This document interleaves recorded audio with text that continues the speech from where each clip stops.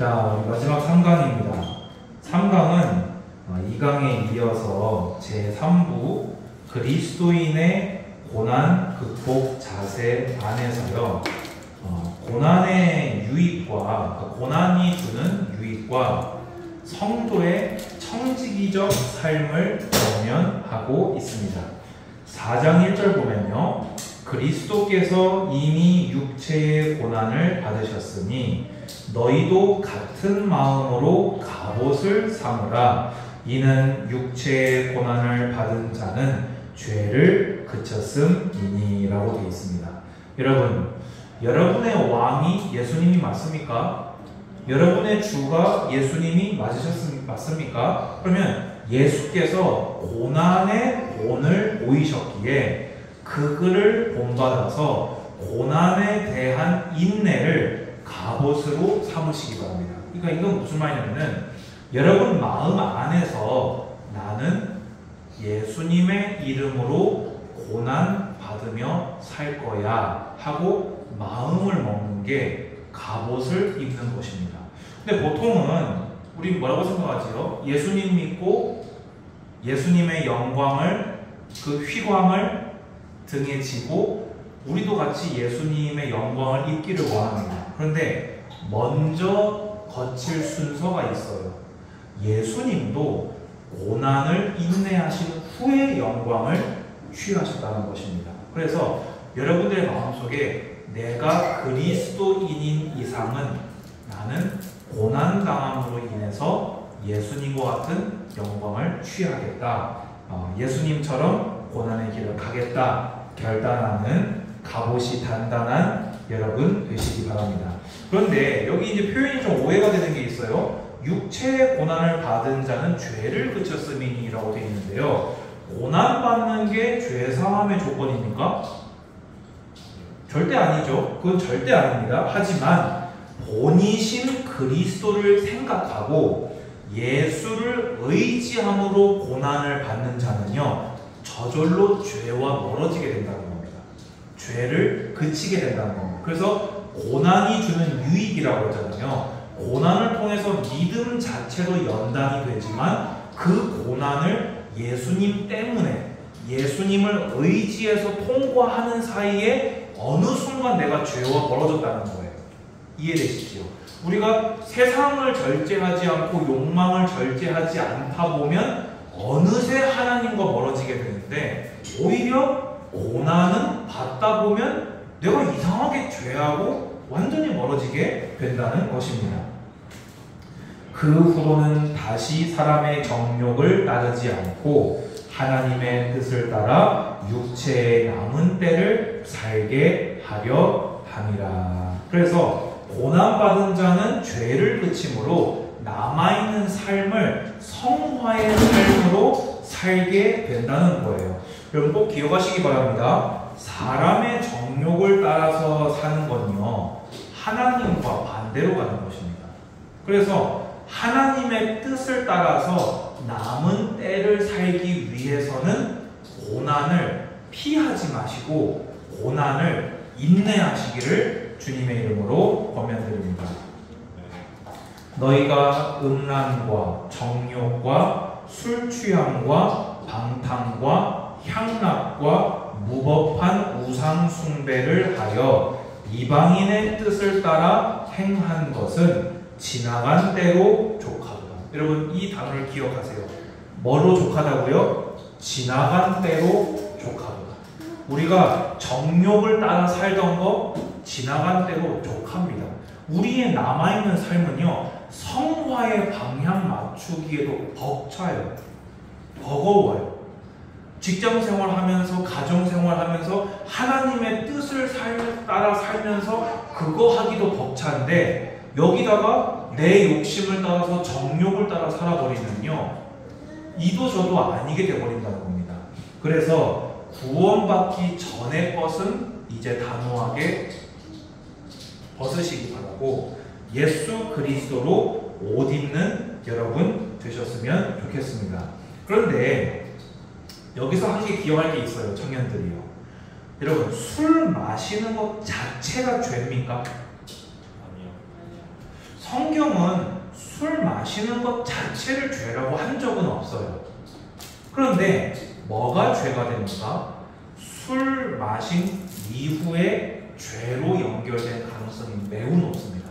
특히 혼외의 음행은요, 거의 90% 이상 술과 연관됩니다. 어지간한 믿음 가진 크리스찬들이요, 혼외입니다. 혼전이 아니에요. 혼후에도 혼외의 음행은 있어서는 안 됩니다. 무슨 차이인지 말 이해되시죠? 그런데요, 술을 계속 허용하다 보면요, 결국에는 죄로 가요. 술을 먹게 되면요, 감정 컨트롤이 안 되게 됩니다. 그래서 화가 날 일이 있는데 그걸 내가 죄로 연결시키지 않을 믿음이 있는 사람도 화가 날 일이 술과 결합되게 되면 죄로 연결될 가능성이 매우 높습니다. 그래서 아까 처음부터 계속 말씀드리고 있죠.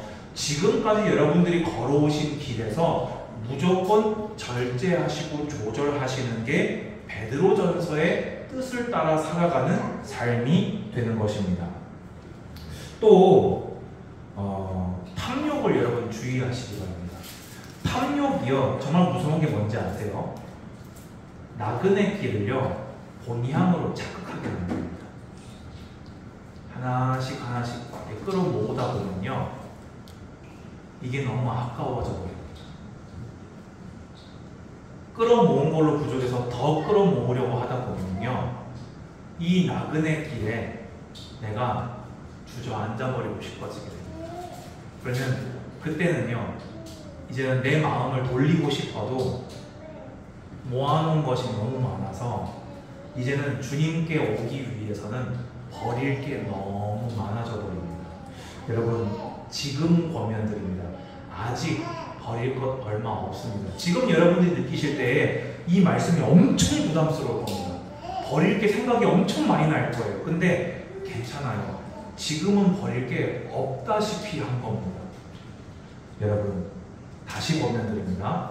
여러분은 나그네입니다. 여러분은 본향을 향해 나아가는 순례자들임을 기억하시기 바랍니다. 이러므로 너희가 그들과 함께 그런 극한 방탕에 다름질하지 아니하는 것을 그들이 이상히 여겨 비방하노니. 무슨 말입니까? 여기서 극한은 뭐냐? 흘러 넘친다는 거예요. 방탕이 뭐냐? 여러분 잘 들으세요. 방탕의 뜻이요, 구원할 수 없는 것입니다. 제가 지난주에도 말씀드린 것 같아요. 가끔 청년들 중에서 목사님 그러면 여행도 못 갑니까? 내가 힘들게 일해서 내가 사고 싶었던 물건 하나 사는 거 그게 나쁜 일입니까? 지금 애초에 베드로전서가 금한 것은 그것이 아니라는 것을 이해하셔야 됩니다. 내가 절제하고자 하는 마음보다 그것이 크다면 베드로전서에 해당되는 사람입니다. 성화의 길을 가고자 하는 것보다 그 마음이 더 크다면 나는 베드로전서에 해당되는 사람인 것입니다. 오늘 이 말씀을 여러분 잘 알아들으시기 바랍니다. 이 말씀에서 벗어나려고 하지 마십시오. 이 말씀이 무거울 때 그 무게를 가볍게 축소하려 하지 마십시오. 이 말씀이 무거우시다면 그 무게에 눌리십시오. 하나님이 찌르실 때 찔리십시오. 그래서 여러분과 같이 그것을 하던 사람이 변화된 여러분을 보고 야, 너 요즘 왜 그래? 라고 말을 듣는다면 여러분은 성경적인 믿음을 회복한 것입니다. 제가요, 신학교 입학하면서 그랬어요. 제가 사실 학창시절에요, 좀 몰아서 많이 놀았어요. 근데 제가 신학교를 입학하고 나서 사실 처음에는 그냥 그대로 했어요. 그런데 성경을 보고 신앙생활을 하는데 이게 하나님하고 내가 안 맞다고 판단이 됐어요. 이럴 수는 없겠구나. 그래서 나를 정해서 저는 아예 그냥 제 성격이 그러니까 다 앉혀놓고 오늘이 마지막이다. 나를 이런 곳에서 보는 것이 마지막이 될 것 같다. 나를 사랑하느냐? 나하고 친구가 맞느냐, 내가 아끼는 동생이냐, 나를 아끼는 형이라고 생각하느냐, 그러면 나를 이제 이런 곳으로 불러내지 말고 나에게 찾아와 달라고 했습니다. 그런데요, 제가 그 말하기가 쉬웠을까요? 어렸을까요? 진짜 고민 엄청 하고 있어요. 왜냐? 저하고 6년을 같이 논 사람들이에요. 중 1, 2, 3, 고 1, 2, 3, 그리고 6년이 아니네요. 거의 10년이네요. 거의 10년을 일주일에 두세 번, 몇 번을 만나는 딱 그 거제도 토백이 사람들이란 말이에요. 근데 그 사람들을 다 모아놓고 제가 용감하게 그 소리를 했다니까요. 그리고는 진짜로 그 뒤에 몇 번 연락이 왔어요, 사실은. 근데 내가 그때도 얘기했지만 나는 이제 하나님을 섬겨서 하는 삶을 완전히 살기로 마음먹었다. 나 보고 싶으면 예배 시간이 아닌 때나, 그리고 예배 시간에 이 시간밖에 안 나면 교회로 오면 내가 나가겠다. 근데 정말로 그 다음 주 수요 예배 때 왔어요. 덩치 이만한 사람들 어깨들 막 교회 몸담 뒤에 우르르 서가지고 막 이러고 있으니까 성도님들 뭐 뒤에 뭐냐고 막 이러시더라고요, 그때. 근데 그때요, 제 마음이 참 좋았고요. 그들 중에서 저를 이렇게 나쁘게 비방하는 사람은 없었어요. 그런데요, 지금도 그래요. 제가 지금 목회자의 삶을 살면서 거제를 떠나온 이후로 장례가 있었던 한 번 말고는 거제를 지금 한 번도 못 갔어요. 그런데요, 그들이 거제에서 차 타고 저를 보러 올라와요. 좀 나가서 이제 같이 밥 먹고 같이 이제 카페 가고 그러고 있어요. 그렇게 하면 제 인생이 망했냐, 제 인생이 끝났냐. 저는 이번 주, 지지난주에도 그분들하고 전화하면서 또 복음 얘기했어요. 내가 그곳에 만약에 아직도 같이 끼어 살잖아요. 복음만은 절대 말 못해요. 근데 제가 그곳에서 스스로 먼저 분리되잖아요. 비로소 복음을 말할 수 있게 됩니다. 여러분은 어느 노선에 서시기를 원합니까? 그럼 중간은 안 되나요? 해보셔서 알잖아요. 중간이 안 된다니까요. 사실은 이쪽으로 쏠리게 돼 있어요. 근데 성도들은 무슨 말을 들었다고요? 예전처럼 하지 않는 걸 이상하게 여겨서 비방을 받는다고요. 저 같은 경우에는 좋은 사람들을 만나는 것 같아요. 착하고 마음씨 좋은 분들이었어요. 그러다 보니까 물론 저 없는 데서는 뭐라고 몇 마디 했겠죠. 왜냐면 옛날에는 제가 좀 주도하는 입장이었거든요. 그러니까 지가 먼저 하자고 하더니만은 아마 뒤에서는 비방했을 거예요. 근데 그래도 참 좋은 사람들이라 면전에서는 한 번도 못 들어봤어요, 비방. 근데 아마 여러분들은 비방을 받게 되실 거예요. 저는 오히려 말씀드립니다. 분명하게 말씀드립니다. 전에 같이 놀던 친구들이 여러분들을 이상히 여기거나 비방하지 않는다면 나는 죄악과 가까운 자다. 이거는 제가 타협하거나 물러설 마음이 없는 말입니다. 이전에 같이 지내던 사람들이 나를 이상하게 여겨야 돼요. 아니면 적어도 나를 비방해야 돼요. 그래야 내가 죄와 멀고 하나님과 가까운 자입니다. 만약에 여러분 이렇지 않으시다면요, 이번 성경학교 이후로 청년부의 새로운 시작, 여러분 인간관계부터 새로워지시기를 주님의 이름으로 축원드립니다. 그들이 산 자와 죽은 자를 심판하기로 예비하신 이에게 사실대로 고하리라. 여러분 잘 들으세요. 이 비방이요, 기쁜 겁니다. 그들이 이상히 여김이요, 기쁜 거예요. 왠지 아세요? 여러분이 심판대 앞에 섰을 때 그들의 비방이 여러분이 걸어간 의로운 길의 증거 자료가 됩니다.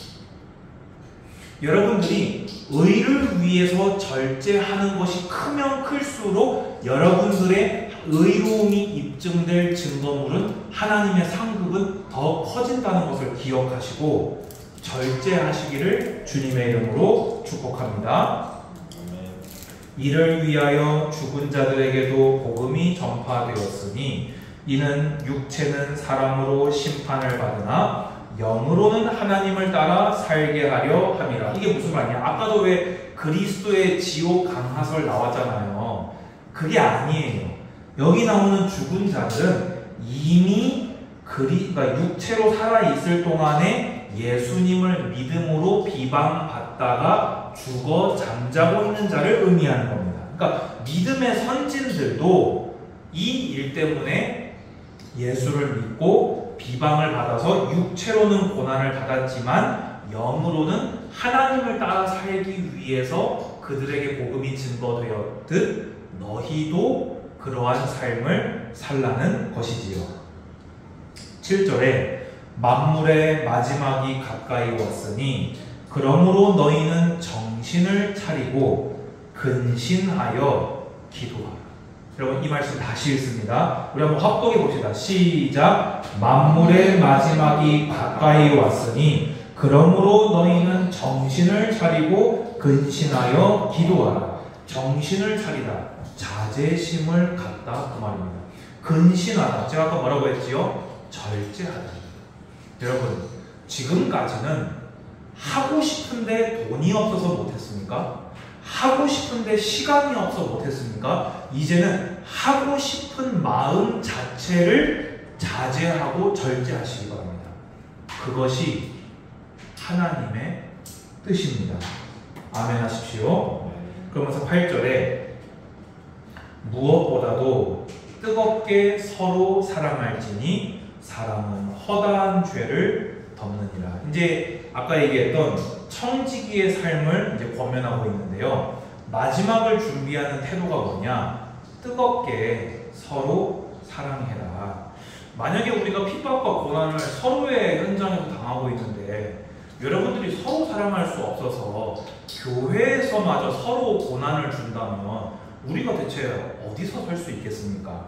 그래서 막 이렇게 교회 안에서요 너무 이렇게 책임 꼬집어 내려고 하지 마십시오. 우리가 왜 그럴 때 안 있습니까? 힘들 때 다 있거든요. 예민해질 때 있습니다. 그냥 그런가 보다 하고 이해하고 넘어가시고 감정을 남기지 마십시오. 이거 남겨놓잖아요. 언젠가는 기회가 오면요 나도 모르게 뾰쭉 튀어나갑니다. 그러면요 아까 얘기했죠. 교회 바깥에 만나면 더 소중하게 여기게 된다니까요. 그거를 자초하는 건요 교회입니다. 그러면 그 교회가 누굽니까? 넌가요? 나입니다. 내가 먼저 한 번 더 이해해 주십시오. 관용을 베풀어 주십시오. 아 요즘 힘든 일이 있는가 보다. 아, 요즘 어려운가 보다. 요즘 뭔 일이 있는가 보다. 좀 더 기다려보자. 원래 그런 사람 아닌데 좀 그런가 보다. 그러지 않고서야 우리가 서로 고난당할 때 어떻게 그걸 감당할 수 있겠습니까? 서로 사랑합시다. 더 제가 섬기고 더 사랑하겠습니다. 서로 대접하기를 원망 없이 하고 이거는 좀 그 당시에만 해당되는 말인데요. 여기 얘기하는 대접이 뭐냐면요. 당시는 숙박시설이 없어요. 잘 서민에 뭐 지금처럼 뭐 띵띵 어때 뭐 이런 거 띵띵 뭐 이런 거 없잖아요. 그러니까 구할 길이 없는 거예요. 근데 당시에는 뭐가 있었다고 했지요? 순회 전도자들이 있었어요. 이 교회로 가서 하나님 말씀을 증거해야 되는데 갔는데 숙소가 있어요 없어요? 없죠. 그러면 누가 재워줘야 돼요? 그 교회 성도들이 재워줘야 되는 거예요. 그런데 이거를 원망하면서 제공한 사람이 있는 거예요. 막 싫은데 딱 우리 그럴 때 있잖아요. 누군가는 해야 되는데 이렇게 서로 쳐다만 보고 있고 분위기상 뭔가 나보고 하라는 것처럼 이렇게 뭔가 압력이 느껴지는 것 같은 그런 것 같은 아닌 것 같은 또 묘한 상황이 있지 않습니까? 이때도 그랬나 봐요. 왜냐면은 숙소를 그러니까 자기 집을 개방을 하고 그러면 개방했단 말은 뭘 줘야 돼요? 밥도 줘야죠. 순회 전도자들이 몇 달 만에 왔는데 하루 머물고 가겠습니까? 길어지면 달이 넘어갈 수도 있는 거예요. 그러면은 그분 입장에서는 뭐가 되죠? 아이씨, 이 교회는 나밖에 없나? 그렇게 하지 말라는 겁니다. 그래서 여러분 개인이 할 때에도 억지로 원망으로 이렇게 하지 마시고 여러분의 마음을 다해서 희생도 헌신을 하시되 자, 여기서 중요한 거 있습니다. 여러분 우리가 이제 애 아니거든요. 누군가 한 사람에게 이 일이 몰리는 것이 보여요? 안 보여요? 보여요. 그럼 그때 어떻게 해야 되지요? 이 상황을 예로 들면 한 2주 될 것 같아요. 근데 벌써 1주를 이 지혜 집에서 벌써 했어요. 그러면 나머지 1주는 어떻게 해야 돼요? 이제 소영이가 아니 나머지 1주는 이제 우리 집에서 하자 이렇게 해야 되는 거예요. 여러분 저는요 그렇게 생각합니다. 우리 교회가 특성이 그래요. 의무인데 의무가 자원처럼 돼 있는 곳이 교회예요. 그래서 믿음으로 의무를 지는 사람만 혼자 다 끙끙거리는 게 교회예요. 근데 저는요 그 사람이 여기 나온 것처럼 원망 없이 하는 건 그 사람이 가질 중요한 믿음의 자세예요. 근데 더 중요한 건 뭐냐면요 그 사람이 처음에 믿음으로 잘하던 거가 원망으로 바뀌지 않게 그 짐을 함께 짊어질 수 있는 것도 교회여야 됩니다. 아멘 하시기 바랍니다. 교회의 기둥들 되시기 바랍니다. 각각 은사를 받은 대로 하나님의 여러 가지 은혜를 맡은 선한 청지기 같이 서로 봉사하라. 여러분 은사가 뭐냐면요 교회의 유익을 위해 무엇이든 주어지는 것입니다. 어떤 사람은요 은사가 돈 있는 사람도 있어요. 하나님이 경제의 복을 많이 주셔서 교회에서 1등 가는 헌금하는 사람 그거 그 사람이 잘난 게 아니고요 그거 은사입니다. 어떤 이는요 집안에 큰 문제가 없어서 시간이 굉장히 많이 남아가지고 교회를 위해서 시간을 많이 쓸 수 있는 이도 있어요. 그거 은사입니다. 어떤 사람은 뭔가를 막 고치고 이런 걸 잘하는 사람이 있어요. 은사입니다. 그런데 이 은사를 뭐라고요? 서로 그것을 이렇게 공사하라라고 되어 있습니다. 휴게소 은사는요 개인의 풍족한 삶을 위해 주신 것이 아니라 그리스도의 몸된 교회를 위해 주신 것이라는 겁니다. 여러분 저는요 사실 이렇게 좀 이렇게 수도권 이렇게 올라오고 하면서요 좀 놀란 것 중에 하나가 바로 좀 이런 부분인 것 같아요.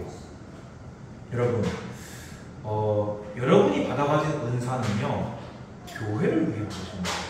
이 점을 분명히 아시기 바랍니다. 아니 그러면 뭐 내가 버는 거 다 교회 위한 거 그런 의미가 아니라는 건 우리가 다 알고 있습니다. 근데 이 반대 마음을 품는 경우를 많이 본 것 같아요. 왜 내 거를? 왜 내가? 왜 나만? 우리가 이런 마음을 만약에 교회 안에서 서로 품게 된다면요 그것은 더 이상 그리스도의 몸된 교회는 아닐 것이다 라고 생각을 합니다. 그래서 10절을 다시 읽으면요 각각 은사를 받은 대로 하나님의 여러 가지 은혜를 맡은 선한 청지기 같이 서로 봉사하시기 바랍니다. 만일 누가 말하려면 하나님의 말씀을 하는 것 같이 하고 이게 무슨 말이냐면요 이 봉사할 것을 구체적으로 얘기하는데 여기서 말하는 말하는 것은 사적인 말이 아니라 지금 제가 하고 있는 공적 설교와 강의를 얘기합니다. 근데 그거를 어떻게 하라고요? 인간적으로 하는 것이 아니라 성령을 따라서 진리의 말씀을 전하라고 하는 겁니다. 저는 그래서 이 말씀을 막 준비하다가요 이 말씀을 읽고요 꽂혀가지고 계속 기도했어요. 이번에 성경학을 준비하는 거를 제가 하고 싶은 말 하지 않게 해주시고 성경에 써있는 것을 성경을 풀어서 최대한 성경 하나님의 본 뜻에 가깝게 설명하게 하옵소서. 제가 하나님의 성령을 의지합니다. 저로 하여금 담대하게 하시고 하나님 말씀을 부끄러움 없이 전하게 하옵소서 기도했거든요. 그러면 여러분들은 이제 나머지 부분을 같이 기도하셔야겠죠. 나머지 부분이 뭡니까? 누가 봉사하려면 하나님이 공급하시는 힘으로 하는 것 같이 하라 되어 있습니다. 이게 무슨 말입니까? 내 거 가지고만 해주고 이게 아니라 하나님이 주셔서 한 것입니다. 아멘. 여러분이 남들 아무도 안 나올 때 여러분의 시간을 쓴다면 주님이 주신 시간을 씁니다. 아무도 물질을 안 쓰는데 주님이 주신 물질을 사용합니다. 아무도 이 일을 감당 안 하는데 주님이 주신 재능을 교회를 위해 사용합니다. 이런 믿음 되시기 바랍니다. 왜냐? 이는 범사의 예수 그리스도로 말미암아 하나님이 영광을 받으시게 하려 함이니 그에게 영광과 권능이 세세에 무궁하도록 있느니라. 아멘. 왜입니까? 그렇게 할 때 그게 예수 그리스도로 말미암아라고 했어요.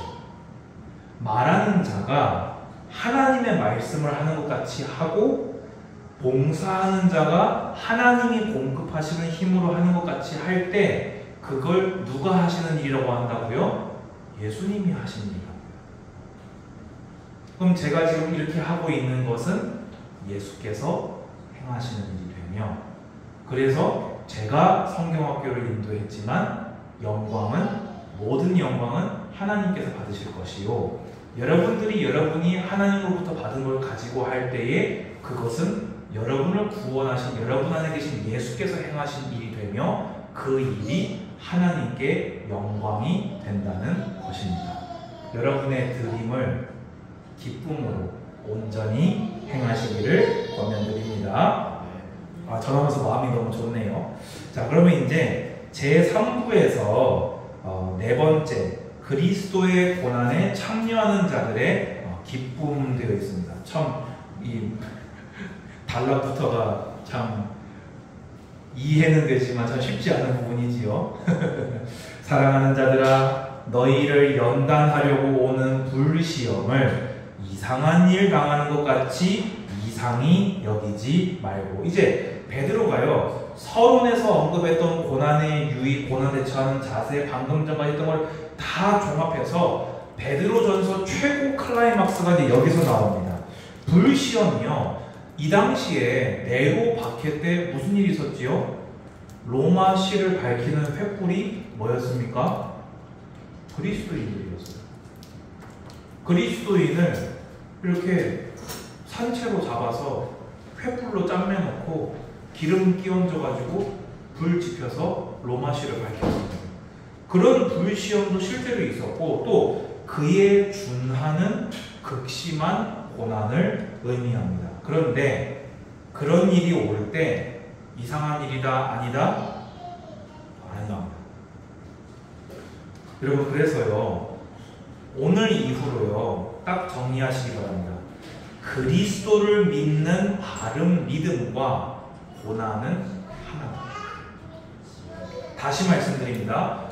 예수 그리스도를 믿는 바른 믿음과 고난은 하나다. 여러분들이 올바른 복음을 믿는다는 증거가 뭔지 아십니까? 죄 때문이 아닌 핍박을 당하는 것입니다. 한번 따라해 볼까요? 올 것이 왔다. 올 것이 왔다. 여러분들이 앞으로 고난 당할 때요, 고백하십시오. 올 것이 왔다. 베드로는 권면합니다. 이상하게 여기지 말라고. 왜냐? 이상하게 여기면 억울해지고, 억울해지면 시험되거든요. 그런데 내가 분명히 잘못한 게 아니에요. 내가 분명히 악을 행하지 않았어요. 근데 내가 고난당하잖아요. 내 믿음이 진짜구나. 주님께서 나를 아끼시는구나. 나를 연단하시고 나를 최후의 하나님의 영광을, 유업을 이어받을 자로 나를 준비시키시는구나. 할렐루야. 네. 오히려 너희가 그리스도의 고난에 참여하는 것으로 즐거워하라. 이는 그의 영광을 나타내실 때에 너희로 즐거워하고 기뻐하게 하려 함이라. 할렐루야. 오히려 즐거워할 것은, 제가 지금까지 몇 번을 설명드렸지요. 여러분들이 고난당하는 것은, 그러니까 정확하게 주를 위해 고난당하는 것은 예수님의 십자가에 동참하는 것이요, 그 십자가에 동참한 자는 예수님이 부활, 승천, 우편에 앉아 계신 그 영광을 동참한다는 것입니다. 여러분들은 왕노릇하게 될 줄로 믿으시기 바랍니다. 여러분 정말 믿으십니까? 저는 이거 믿습니다. 그래서 지난번에 제가 다른 거 얘기하면서 설명드렸지만, 상황이 좋지 못한 페널티는요, 오히려 나에게 이득입니다. 오히려 상황이 너무나 좋게 흘러갈 때는 그것이 페널티가 되기 때문에 진짜 긴장해야 됩니다. 근데 우리는 보통 거꾸로 해요. 상황이 좋아지면요 교만해서 타락해버리고요, 상황이 안 좋으면요 원망하고 낙심합니다. 이건 바보예요. 내 상황이 좋으면요 그만큼 하나님이 나에게 요구하실 게 많다는 반증이에요. 내가 고난과 힘든 길을 간다는 것은요 주님의 상급이 그만큼 크다는 이야기입니다. 진짜 기뻐하시기를 권면드립니다. 너희가 그리스도의 이름으로 치욕을 당하면 복이 있는 자로다. 성경을 아멘 받으시기 바랍니다. 영광의 영 곧 하나님의 영이 너희 위에 계십니다. 할렐루야. 너희 중에 누구든지 살인이나 도둑질이나 악행이나 남의 일을 간섭하는 자로 고난받지 말려니와. 이 말씀에 합한 자 되시기 바랍니다. 만일 그리스도인으로 고난을 받으면 부끄러워하지 말고 도리어 그 이름으로 하나님께 영광을 돌리라. 저는요 준비하는데요 이 말이 딱 감동이 딱 들어왔어요. 그리스도인으로 고난 받으면. 우리가요 예수 믿는다고 해서요 다 그리스도인으로 고난받는 거 아닙니다. 저는요 사는 날 동안에 그리스도인으로 고난받기를 바랍니다. 제가 성경 읽는 이유 뭐 때문이라고 말씀드렸죠? 살고 싶어서. 근데 그 의미에는요 생존에 살고 싶어서도 있고요, 또 나머지 반절에 보면요 하루를 살아도 그리스도인답게 살고 싶어서입니다. 그래서 성경이 있습니다. 근데 매일 성경 읽고 사는 사람은요 그 성경에 순종하며 사는 사람은요 그리스도인으로 고난 받게 되어 있습니다. 그 사람은요 하나님께 영광 돌리게 될 것입니다. 오히려 세상에는요 악을 행하면서 사람의 눈 속이고요, 그리스도인임은 부끄러워서 감추는 자들이 있습니다. 하지만 여러분들은 그리스도인으로 고난 받으시기 바랍니다.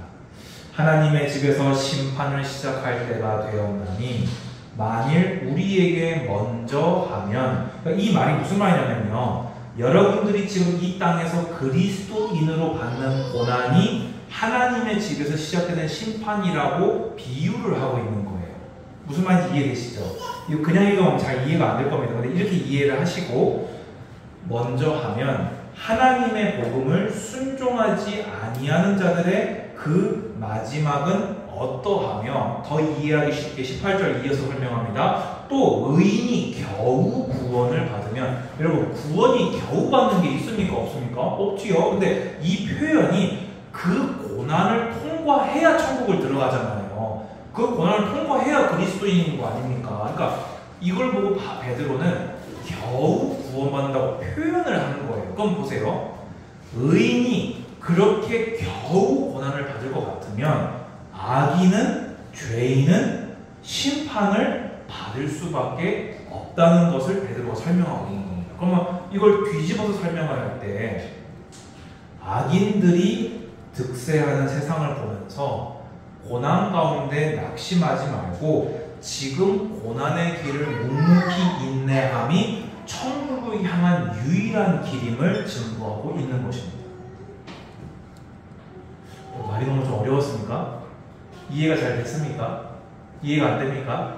지금 이 말씀이요 하나님의 자녀가 겨우 고난 가운데 겨우 구원을 받으면 악인의 마지막은 어떻게 하냐는 거예요. 그러니까 쉽게 해서 구원받고 모든 문제 해결받은 자의 우리도 이렇게 어려운데, 그러면 악인의 끝은 얼마나 처참하겠냐는 이야기입니다. 근데 이거를 베드로는 한 번 더 뒤집어서 악인의 끝은 이렇게 처참할지라도 우리가 비록 겨우 구원받는다는 표현을 쓸 만큼 고난을 많이 당하지만 우리는 최후의 승리를 얻는 길이 고난을 인내하며 가는 길이라는 말씀입니다.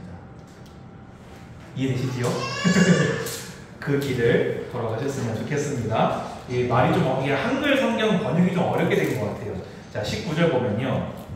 그러므로 하나님의 뜻대로 고난을 받는 자들은 또한 선을 행하는 가운데 그 영혼을 미쁘신 창조주께 의탁할지어다 되어 있습니다. 그래서 오늘 여기 또 표현되어 있죠. 아까 그리스도인으로 고난받으면 하고 또 동격의 멋있는 표현이 하나님의 뜻대로 고난을 받으며 또 오히려 선을 행하는 가운데 그 미쁘신 영혼을 창조주께 의탁할지어다 라고 되어 있습니다. 근데 이 말씀의 그 의미가요, 중요한 게 하나 내포되어 있는 게 있어요.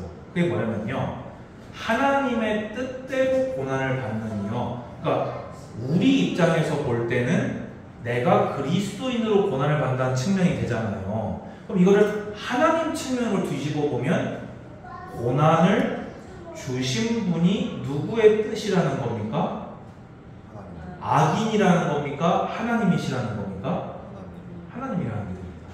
만약에 우리가 인내해야 될 그 묵묵히 견뎌야 될 고난이 악인으로부터 오는 거면요, 우리에게 불안의 요소가 있잖아요.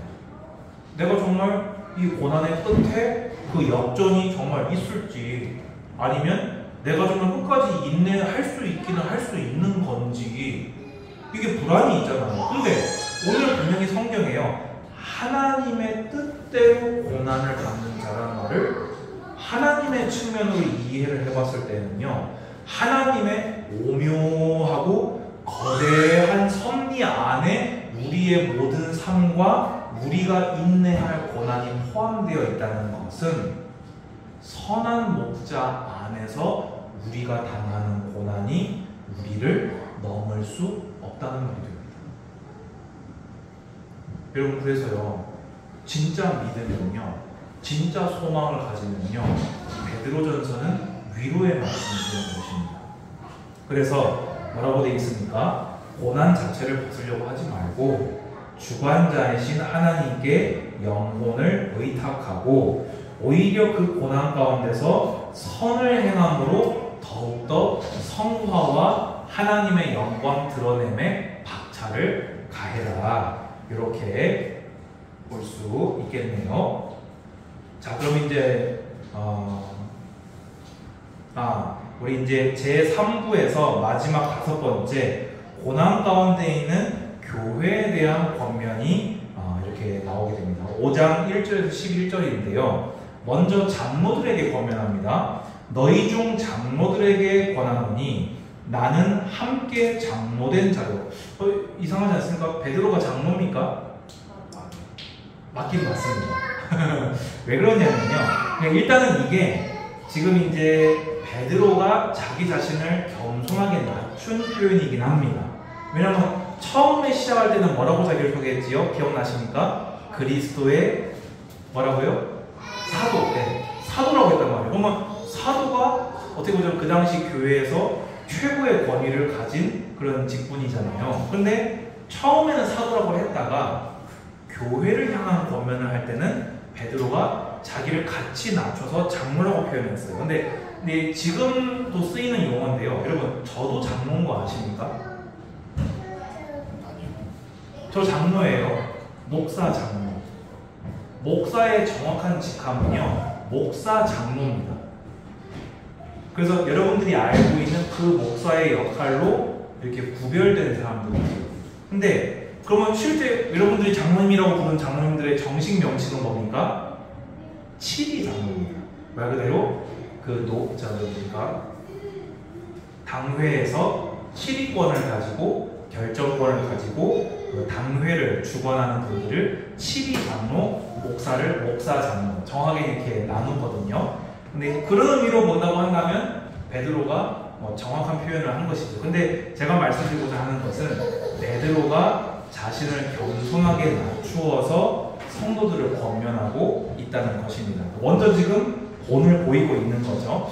그래서 뭐라고 되어 있냐?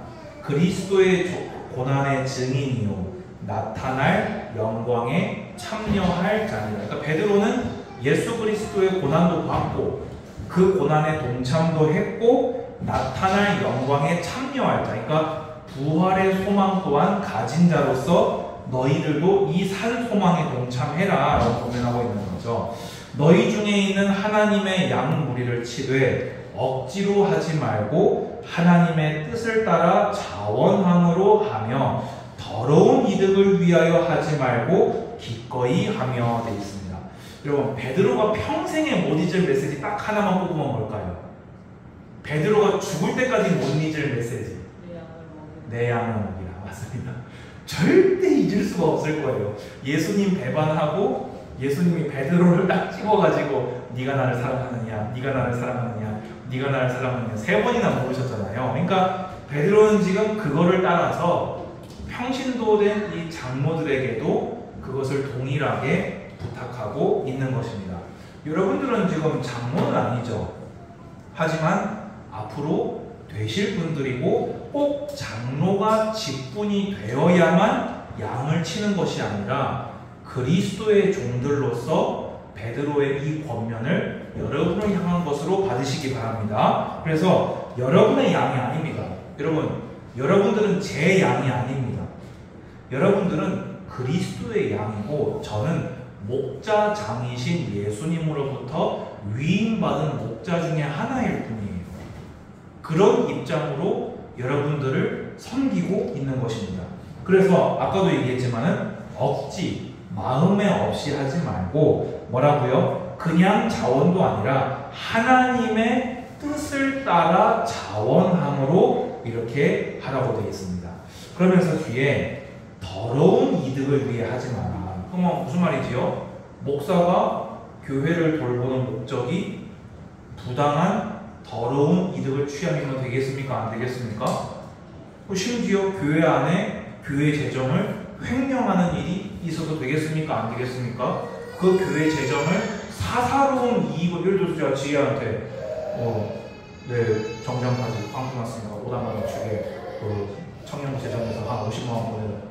이런 적 있어요? 없어요? 그러면 안 된다는 거예요. 여러분, 우리가 교회의 이 보탬이 돼야지. 내가 교회에서 조금 수고했다고 해서 교회에서 하나님이 합당하게, 그러니까 목사는 직업이 목사잖아요. 제가 다른 경제활동을 안 하지 않습니까? 제가 이 일에 전념함으로써 받는 사례 이외에 그 부당한 이익을 얻기 위해서 양떼를 돌보면 안 된다는 겁니다. 근데 이거는요, 여러분들에게도 이런 것들의 기회로 보이는 때가 올 수도 있어요. 나중에 여러분들도 재정부가 될 수 있고, 우리 지혜는 이제 인턴십 하고 있어요. 우리 교육부 재정을 지금 붙박이를 지금 몇 년을 지금 헌신해 주고 있는데, 제가 감사 안 하지 않습니까?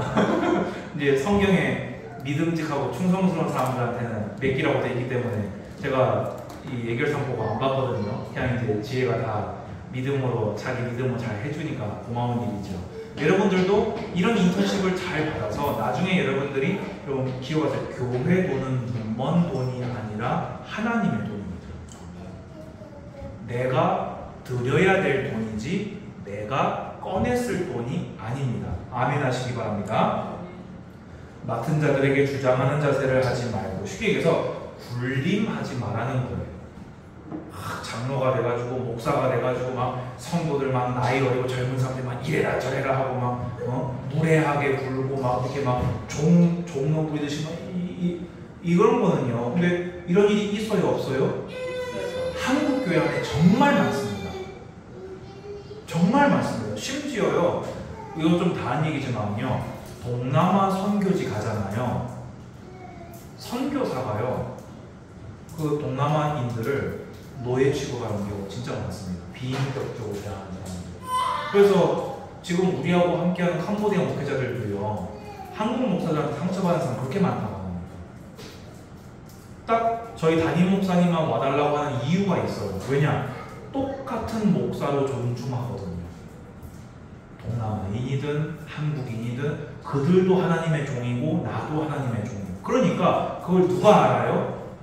그분들이 아는 거예요. 근데 목사가 만약에, 그러면 제가 만약에 여러분들을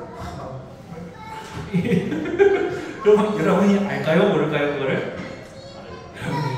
아무도 아니고 애도 아니고 그걸 어떻게 모릅니까? 근데 만약에 여러분들이 그렇게 하게 되면은 교회가 알게 된다는 겁니다. 그래서 여러분들이 교회를 섬기실 때에는 항상 낮고 겸손한 마음으로 섬겨 사시기 바랍니다. 그래서 장로는 예수님을 닮고 성도들은 그런 장로를 또 본받는 그런 아름다운 교회가 여러분들을 통해 앞으로 세워져 가면 좋겠네요.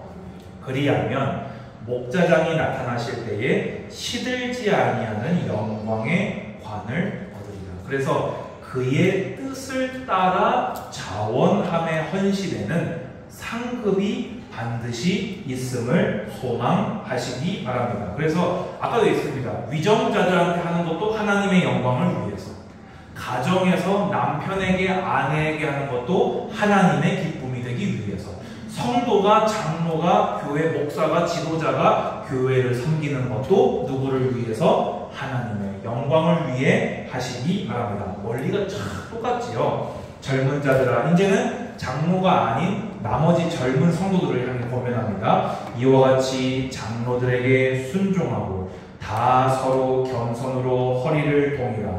하나님은 교만한 자를 대적하시되 겸손한 자들에게는 은혜를 주시느니라. 여기서 겸손은요, 여기 나와 있는 표현에 겸손으로 허리를 동이라고 되어 있잖아요. 이 당시에 노예가 이 주인을 섬기기 위해서 앞치마를 둘렀대요.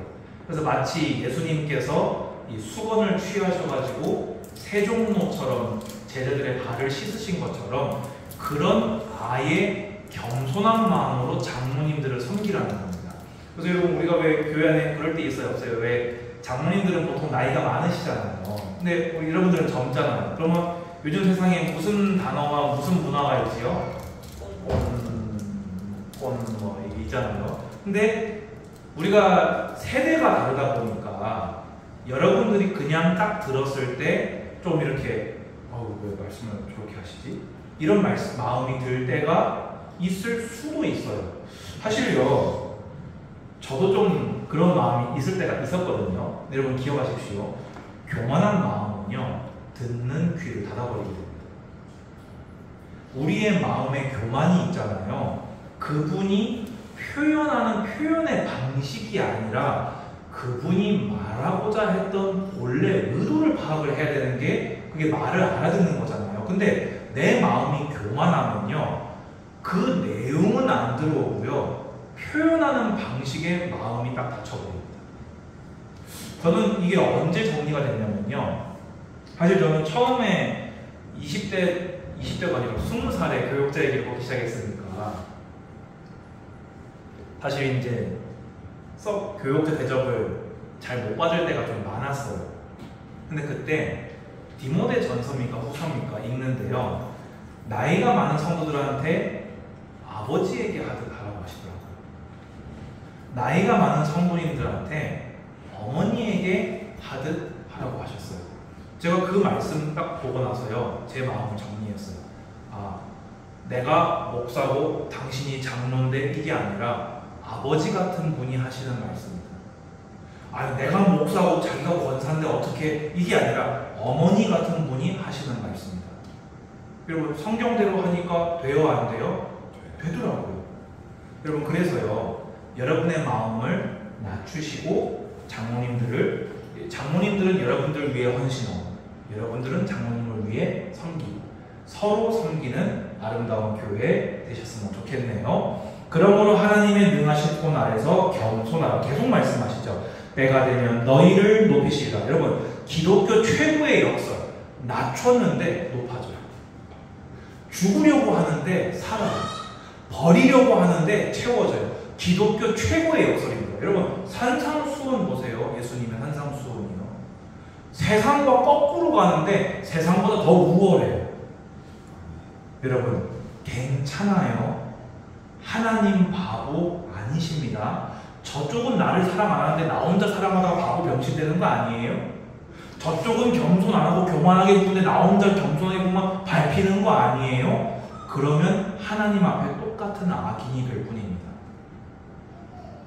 고난을 인내로 통과하십시오. 그쪽이 악하게 군다고 네가 그러니까 나도 너에게 맛을 보여주마 라고 하면요 똑같은 자가 되어버립니다. 그런데요 만약에 여러분에게 교만하게 구는 자가 있을 때 여러분이 겸손하게 섬기면요 그 사람이 너무 완악해져서 눈이 어두움으로 처음에는 발견하지 못해도요 결국에는 그 사람 통해서 여러분들이 높임을 받게 될 것입니다. 저는 이렇게 군 생활할 때요 그런 경험이 저에게 있었어요. 같은 내무실 안에서요 좀 이렇게 조폭 비스무리하게 하는 친구가 이렇게 있었거든요. 막 문신도 있고 그래요. 그래갖고 이렇게 너무 막 힘들게 하더라고요 저를. 이제 제가 전도사 하다가 온 걸 아니까 제가 그냥 많이 참았어요. 근데 어느 날 행군을 하는 날이 왔는데 이 친구가 체력이 약했나 봐요. 그래가지고는 처지는 거예요. 근데 제가 그때 어떻게 했냐면요 뒤에서 그 친구 군장 딱 받쳐들고 동기니까 같이 가자 끝까지 완주하자 가지고 그 친구 군장 대신 들고 완주 같이 했거든요. 그 다음에요 이 친구가 내무실 돌아가지고요 주광이 천사라면서 막 저한테 나쁘게 보던 또 몇 명 더 있었거든요. 꼭 그래요. 예수 믿는 티 내면요 어디서든 꼭 그냥 잘못 안 했는데 이렇게 막 꼰다니까요. 근데 딱 하면요 지가 와가지고 주광이한테 그러지 마라. 그게 바보가 아니고요 그게 그리스도인의 역설입니다. 여러분이 스스로 낮추시면 주님이 높이십니다. 여러분이 스스로 버리시면 주님이 채우십니다. 그 삶을 한번 맛보지 않으시렵니까? 끝까지 여러분 쥐가 어떻게든 간에 안 뺏기려고 끝까지 이렇게 버티면서 살겠습니까? 아니면 처음부터 주님께 맡겨보시겠습니까? 쉬운 이야기는 아닐 것입니다. 그런데 성경을 믿어보십시오. 그 길을 한번 중간까지 가다가 멈추면 더 실망할 뿐이에요. 한번 끝까지 가보시기 바랍니다. 그러면 주님께서 높이심을 보게 될 것입니다. 너희 이제 온 교회를 향해 권면합니다. 너희 염려를 다 주께 맡기라. 이는 그가 너희를 돌보심이라. 여러분 또 아까 역설입니다. 주님께 맡기면 남한테 맡겨놓으면 큰일 날 것 같잖아요. 맡겼는데 오히려 돌보심을 얻는 것이 우리의 믿음입니다.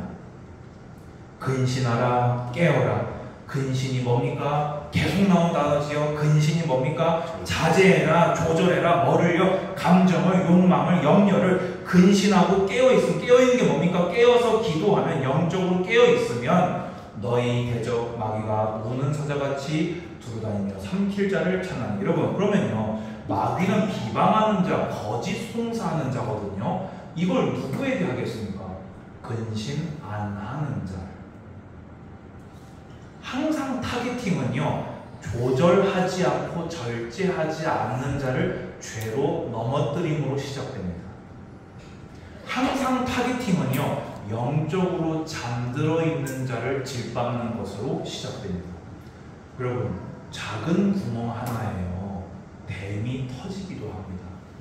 만약에 여러분의 무절제함 때문에 청년부가 터진다면은 그게 얼마나 하나님 앞에 큰 죄가 되겠습니까? 여러분의 잠들어 있음 때문에 청년부가 큰 상처를 받는다면 그것이 얼마나 하나님 보시기에 민망한 일이 되겠습니까?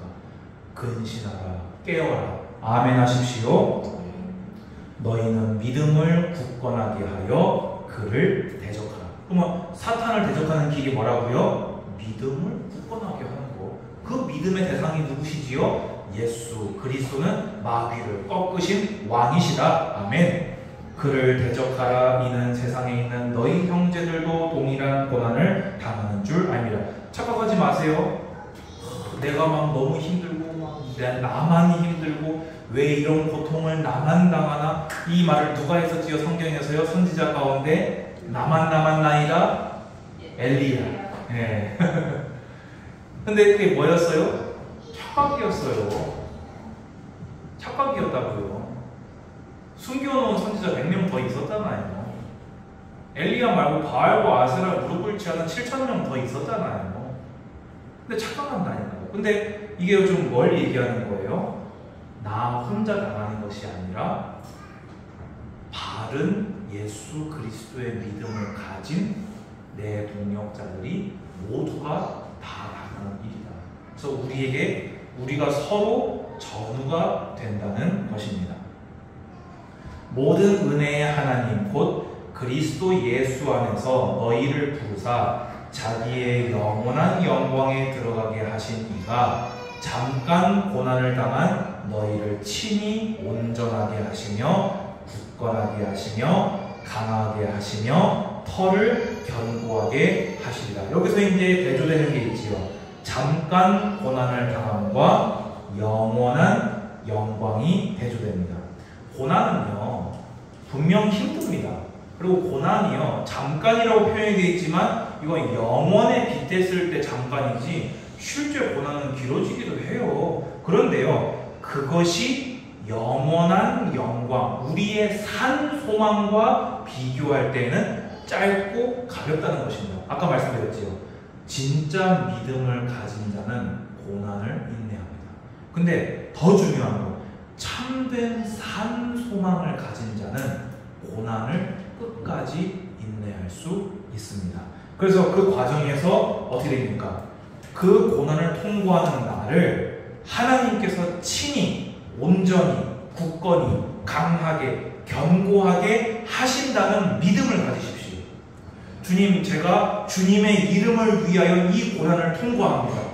저를 견고하게 하시고, 저는 이번에 예레미야서 읽으면서 제가 기도했어요. 예레미야가 저는 아이라서 못하겠습니다. 제가 그걸 어떻게 합니까? 라고 했을 때 뭐라고 하셨지요? 내가 너를 못 성벽이 되게 해주겠다.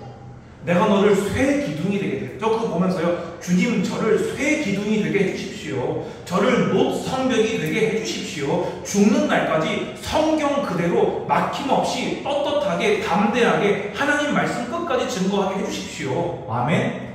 이 믿음을 가지면 고난을 통과할 때 주님이 여러분을 성화하실 것입니다. 그래서 찬양하지요. 권능이 세세 무궁하도록 그에게 있을지어다. 아멘. 이제 마지막 결론입니다. 이제 3절 남았거든요. 마지막 당부 12절 한 절인데요. 내가 신실한 형제로 하는 실루안으로 말미암아 너희에게 간단히 써서 권하고. 여기서 얘기하는 실루안어가요 바로 바울의 동역자인 실라를 의미합니다. 여러분 이 실라는요 바울의 동역자로서요 데살로니가 전서 후서를 기록하는 데 도운 사람이에요. 근데 지금은 누구의 동역자가 돼서 뭘 썼다고요? 바울의 동역자였던 그 실라가 베드로의 동역자까지 되어서 베드로 전서의 기록을 대필하고 있다는 것입니다. 여러분, 이런 실루아노 같은 사람들 되시기를 주님의 이름으로 축복합니다. 우리가 다 바울 될 수 없는 거 아니에요. 다 베드로 될 수 없는 거 아닙니까? 그런데 실루아노 같이 자기 기능을 가지고 하나님께 귀히 쓰임받는 사람도 있는 것입니다. 그런데 지금 베드로는 뭐라고 얘기해요? 간단히 써서 권하고 되어 있지요. 여러분 지금 이 베드로 전서가 길어요? 짧아요? 사실 다른 성경들보다는 짧은 편이지만은 이것도 간단하고 뭐 짧은 말씀은 아니고요.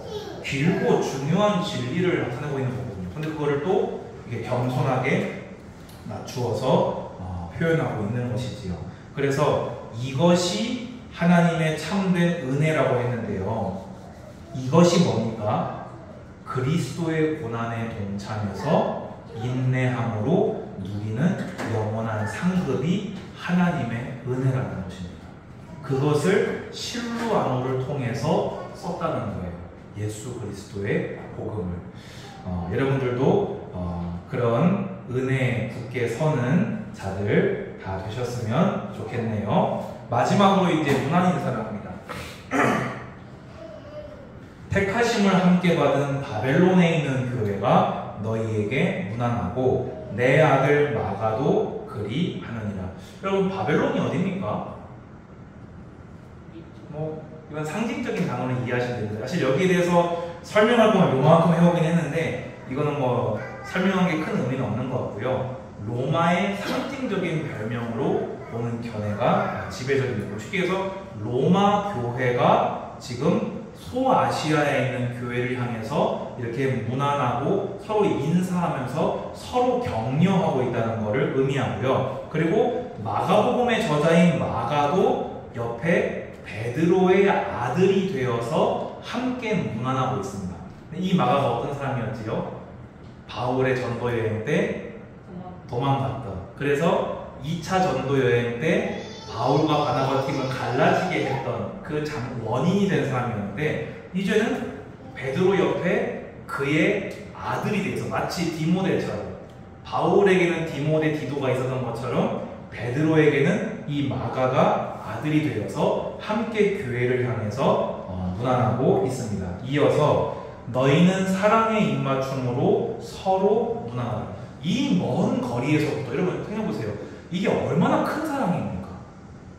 우리가 솔직히 여러분 지금 캄보디아에 있는 교회 뭐 연락 한번 하는 것도 여러분한테는 썩 그렇게 쉬운 일이 아니잖아요. 근데 이 당시에 로마에서 소아시아면요, 고린도 거쳐서 바다를 건너서 이렇게 소아시아로 가야 되는 건데, 진짜 먼 거리거든요. 근데 그 먼 거리를 로마 교회가, 실루아노가, 이 마가가, 베드로가 함께 문안한다는 것은 잘 지내냐, 힘내었으면 좋겠다, 잘 견뎠으면 좋겠다, 우리가 너희한테 이렇게 하는 것처럼 너희 교회 안에서도 서로 문안하고 사랑하라 권면합니다. 자, 마지막입니다. 그리스도 안에 있는 너희 모든 이에게 평강이 있을지어다 되어 있습니다. 우리 청년들에게 권면드립니다. 여러분들이 예수 믿는 것 때문에 고난 당해 오셨고, 지금까지 당한 것과 비할 바 없이 크고 긴 고난을 당하게 되실 겁니다. 하지만 그래도 그리스도 안에 있는 여러분들에게 주님의 평강이 넘치시기를 주님의 이름으로 권면드립니다. 여러분 안에 있는 산 소망이, 그 산 소망의 생명이 여러분을 잘 지탱하시기를 주님의 이름으로 축복합니다. 주님 감사합니다. 종이 연구하고 준비한 바를 성령을 의지하여 다 증거하였나이다. 오늘 하나님께서 예수 그리스도로 말미암아 홀로 영광 받아 주시옵고, 오늘 이 많은 말씀들 중에, 이 어려운 말씀들 중에 한 말씀이 영혼 가장 깊은 곳에 박혀서 이들로 하여금 고난을 인내로 통과할 수 있도록, 주님의 칭찬과 상급 얻기에 부족함이 없는 자리로 자라날 수 있도록 도우시고 인도하여 주시옵소서. 모든 영광 하나님께 올려드립니다. 예수 그리스도 이름으로 기도드리옵나이다.